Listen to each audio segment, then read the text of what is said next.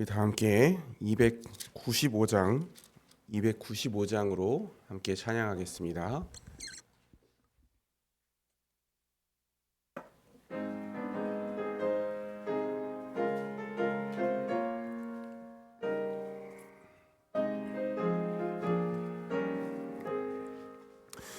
큰 죄에 빠진 나를 주 예수 건지사 그 넓은 품에 다시 품으신 은혜는 저 바다보다 깊고 저 하늘보다 높다. 그 사랑 영원토록 나 찬송하리라. 날로 더욱 귀하다. 날로 더욱 귀하다. 한이 없이 넓은 우리 주의 사랑 날로 더욱 귀하다. 옛날에 유대 땅에 주 예수 다닐 때 그 은혜 받으려고 큰 물이 모였네.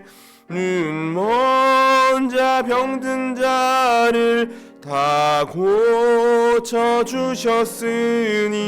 나 같은 죄인까지 그 은혜 받도다. 날로 더욱 귀하다.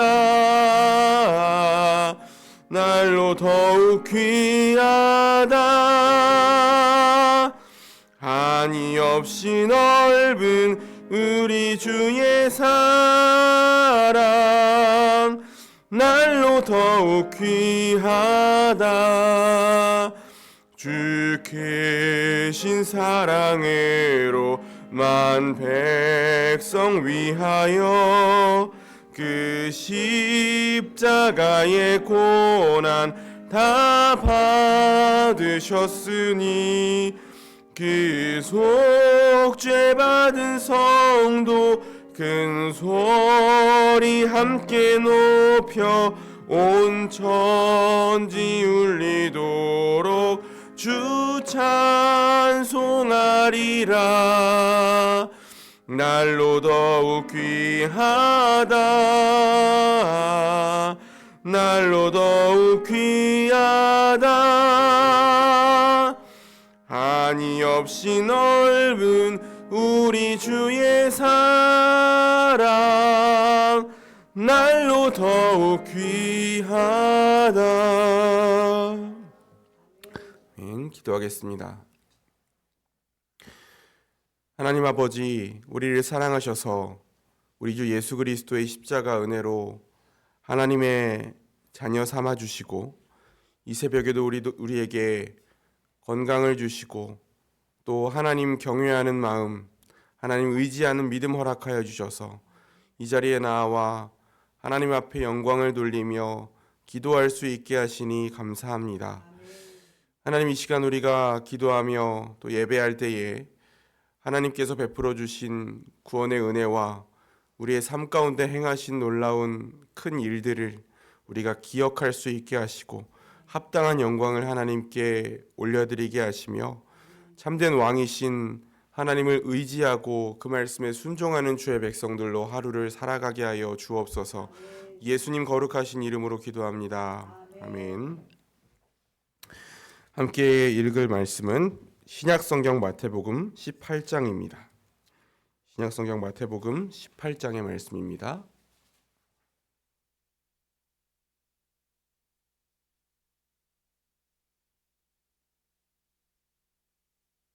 마태복음 18장 1절부터 마지막 절 35절까지 말씀을 교독하겠습니다. 그때 제자들이 예수께 나와 이르되 천국에서는 누가 크니이까? 이르시되 진실로 너희에게 이르노니 너희가 돌이켜 어린 아이들과 같이 되지 아니하면 결단코 천국에 들어가지 못하리라.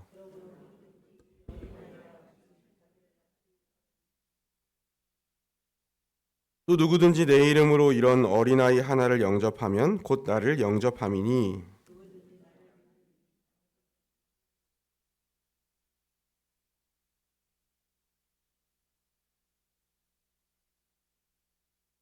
실족하게 하는 일들이 있음으로 말미암아 세상에 화가 있도다. 실족하게 하는 일이 없을 수는 없으나 실족하게 하는 그 사람에게는 화가 있도다.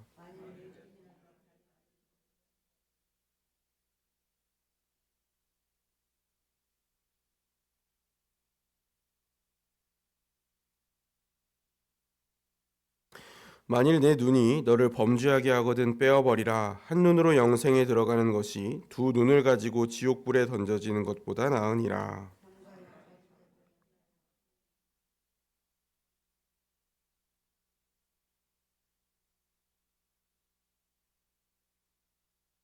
너희 생각에는 어떠하냐? 만일 어떤 사람이 양 100마리가 있는데 그 중에 하나가 길을 잃었으면 그 99마리를 산에 두고 가서 길 잃은 양을 찾지 않겠느냐?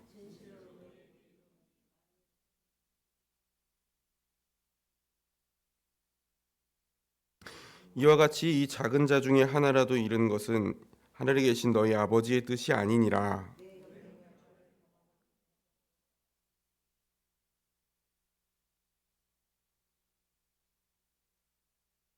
만일 듣지 않거든 한두 사람을 데리고 가서 두세 증인의 입으로 말마다 확증하게 하라.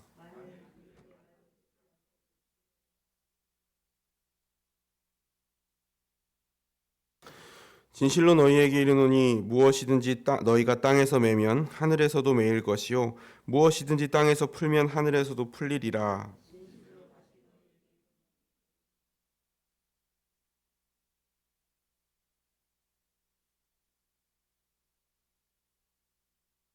두세 사람이 내 이름으로 모인 곳에는 나도 그들 중에 있느니라.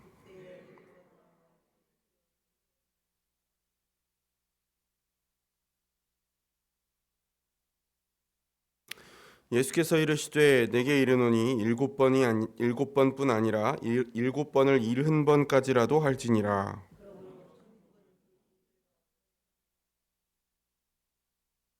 결산할 때에 10,000달란트 빚진 자 하나를 데려오매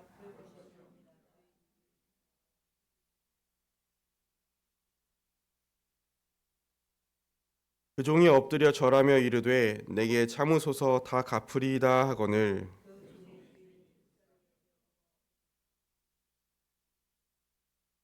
그 종이 나가서 자기에게 백데나리온 빚진 동료 한 사람을 만나 붙들어 목을 잡고 이르되 빚을 갚으라 하매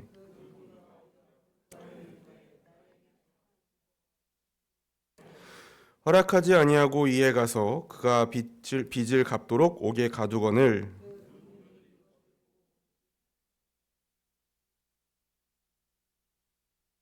이에 주인이 그를 불러다가 말하되 악한 종아 네가 빌기에 내가 네 빚을 모두 전부 탕감하여 주었거늘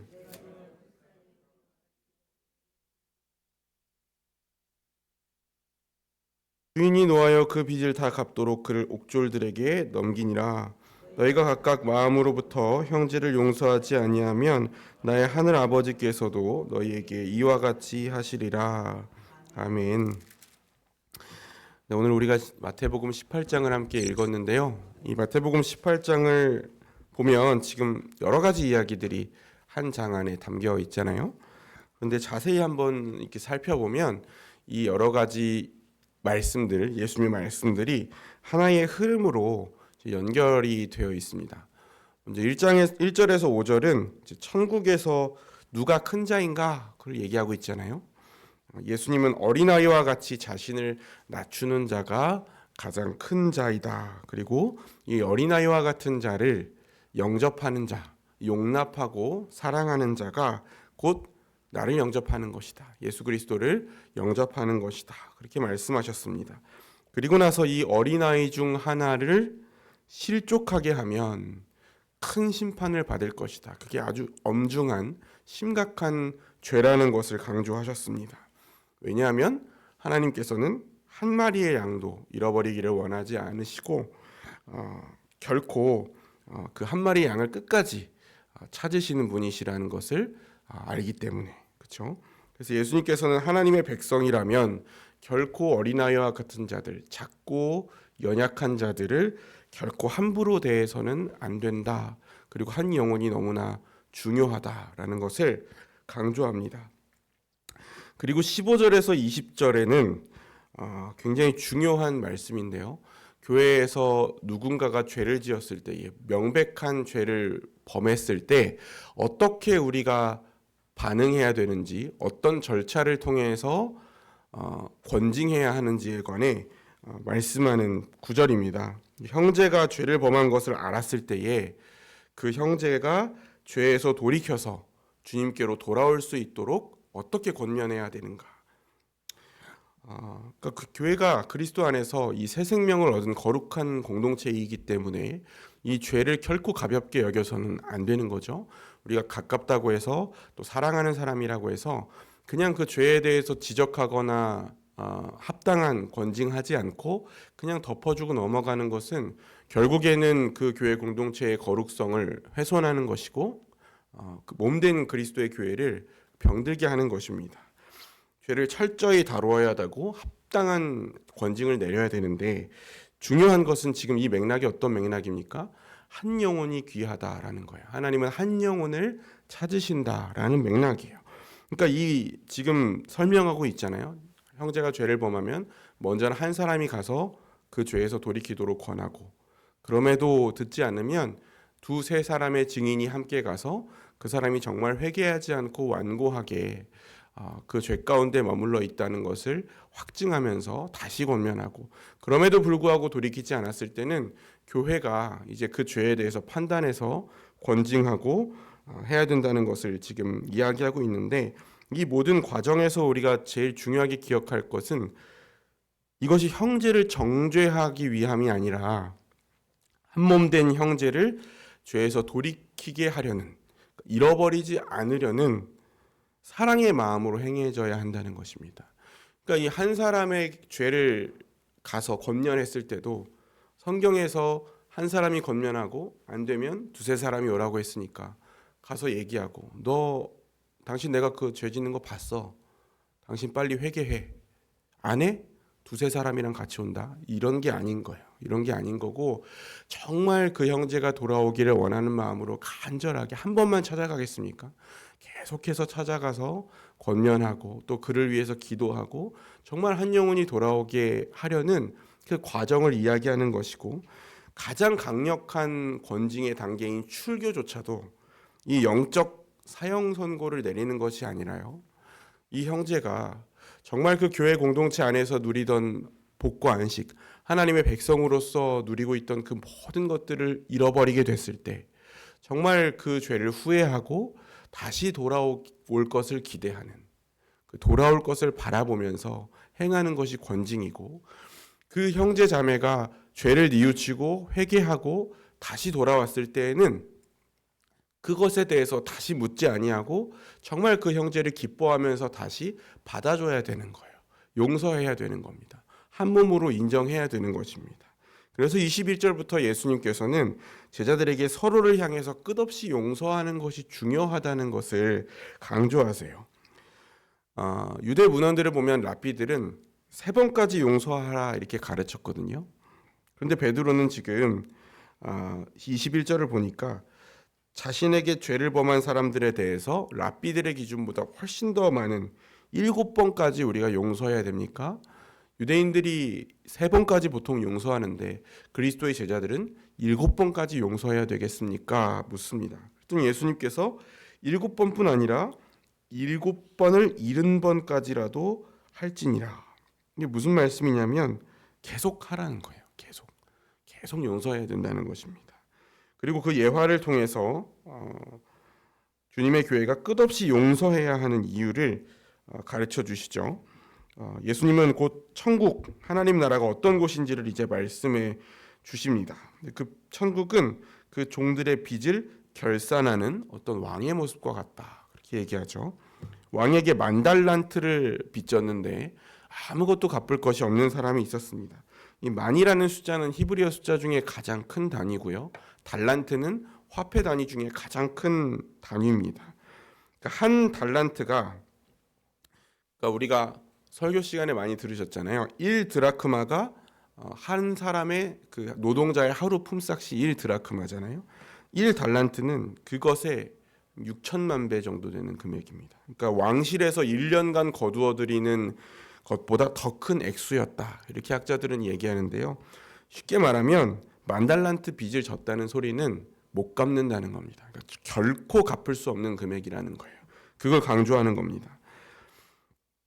그러니까 종이 그 모든 소유를 다 팔고 자신의 몸과 아내와 자녀들까지 팔라라고 말하는 그 명령 앞에서 빚을 다 갚겠습니다. 제발 좀 참아주십시오. 그것만은 참아주십시오. 못 지킬 약속이죠. 갚을 수 없는 금액이니까. 근데 놀랍게도 왕이 그 종을 불쌍히 여긴 거예요. 불쌍히 여겨서 그 빚을 다 탕감해 줬다는 겁니다.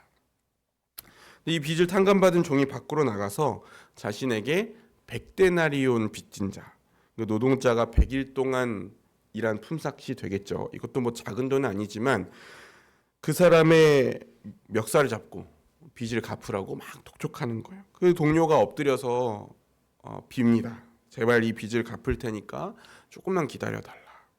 그랬는데 이 사람을 감옥에 가두죠. 용서하지 않고. 다른 동료들이 이 모습을 보고 이 감옥에 갇힌 동료를 불쌍하게 여겨서 이 10,000달란트 빚을 탕감해준 왕에게 가서 이 사실을 이야기를 합니다. 그 왕이 그 빚을 탕감해줬던 종을 다시 불러서 자신이 그를 불쌍히 여긴 것과 그리고 다른 사람을 불쌍히 여기지 않은 이 종, 다른 사람을 불쌍히 여기지 않은 종을 악한 종이다 이렇게 얘기하면서 빚을 다 갚을 때까지 감옥에 가두라고 명령을 합니다.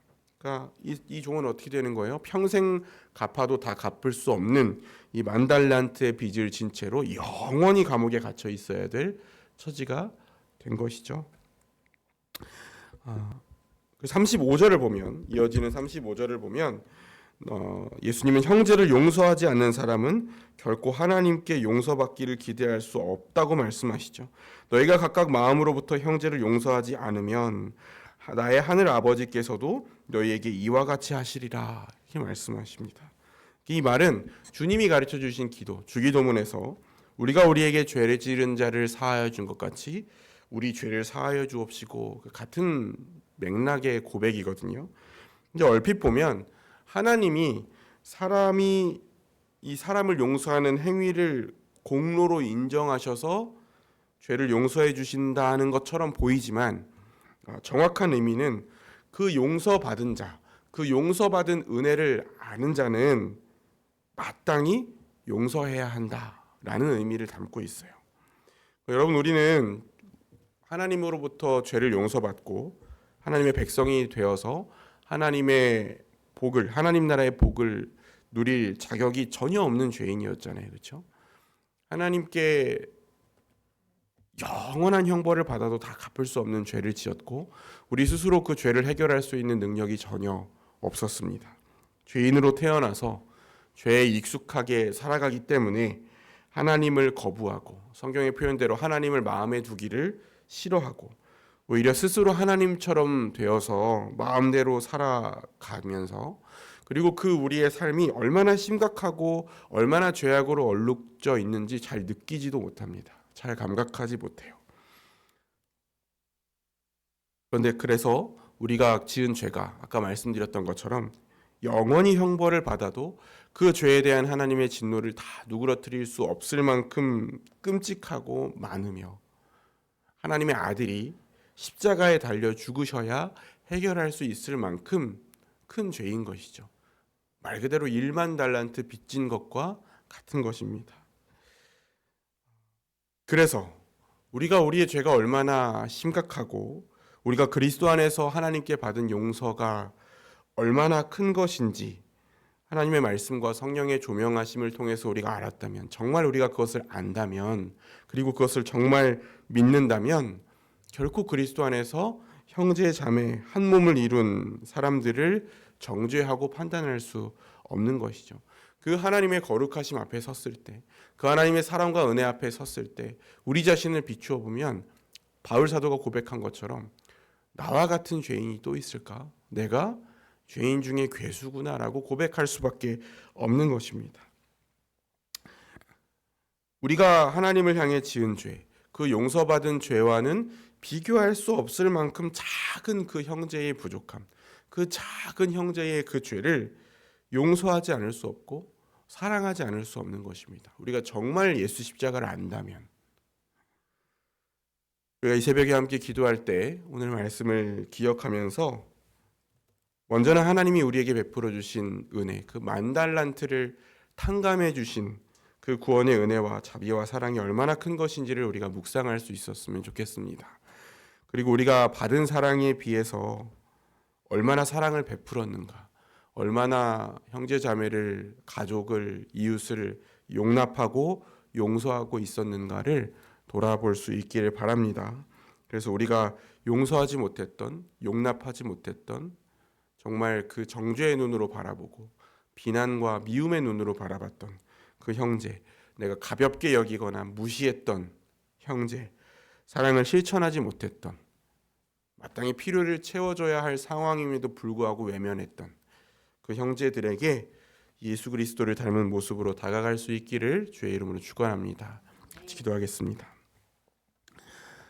하나님 아버지, 예수님께서 하나님을 사랑하는 것과 이웃을 사랑하는 것이 가장 큰 계명이라고 말씀하셨음에도 불구하고 또 수없이 많은 예수님께서 직접 말씀하신 것을 통해서 우리에게 용납하고 사랑하는 것이 결국 신앙의 본질임을 말씀하셨음에도 불구하고 우리가 눈에 보이는 것들, 나를 경건하게 포장하는 경건 생활들, 그것들에만 집중하고 형제를 용납하고 사랑하고 그들의 필요를 채우고 희생하고 헌신하는 그 참된 사랑의 실천을 행하지 않고 있었음을 이 시간 다시 한번 살펴보게 하시고 그 10,000달란트 탕감받은 은혜를 기억함으로 말미암아 우리에게 그 작은 잘못을 한 형제들 용납하고 이해하며 주님의 사랑으로 함께 그리스도 안에서 자라갈 수 있도록 인도하여 주옵소서. 예수님 거룩하신 이름으로 기도합니다.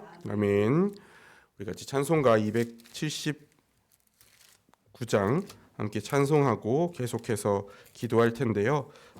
문자를 받으셨던 것처럼 고 이항님 권사님의 발인 예배가 오늘 예정되어 있습니다. 지금 이제 6시에 바로 교회에서 출발해서 6시 30분에 발인 예배가 진행될 예정이니까요. 모든 장례 절차 끝까지 은혜 가운데 잘 진행될 수 있도록, 또 그 가운데 우리 유족들 가운데 예수 그리스도를 모르는 우리 유족들이 하나님을 바라보고 또 예수 그리스도를 영접하는 귀한 은혜도 하나님께서 허락하시기를 위해서 기도해 주셨으면 좋겠습니다.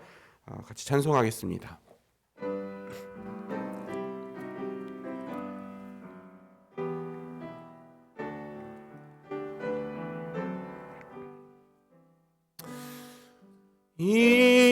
인내하신 구세 주여 내가 비오니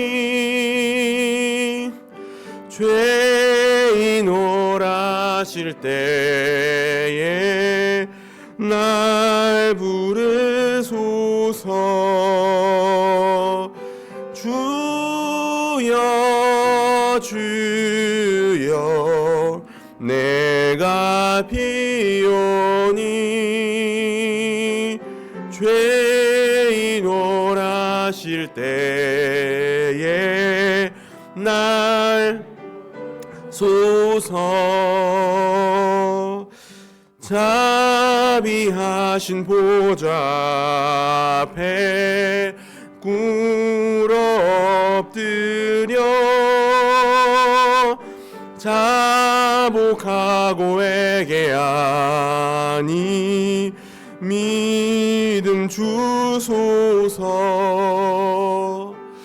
주여 주여 내가 비오니 죄인 오라실 때 주옵소서. 다 같이 주의 성호 부릅니다. 주여